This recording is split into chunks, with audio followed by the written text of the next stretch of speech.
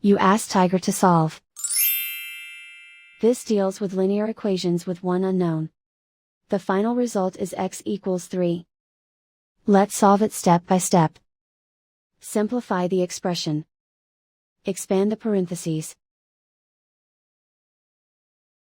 Simplify the arithmetic.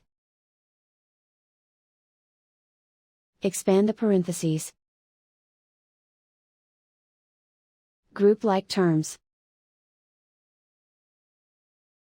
Simplify the arithmetic. Group all x terms on the left side of the equation. Add 5x to both sides.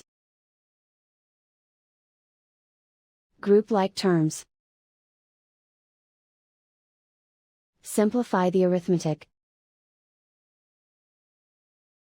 Group like terms. Simplify the arithmetic. Group all constants on the right side of the equation. Add 20 to both sides. Simplify the arithmetic.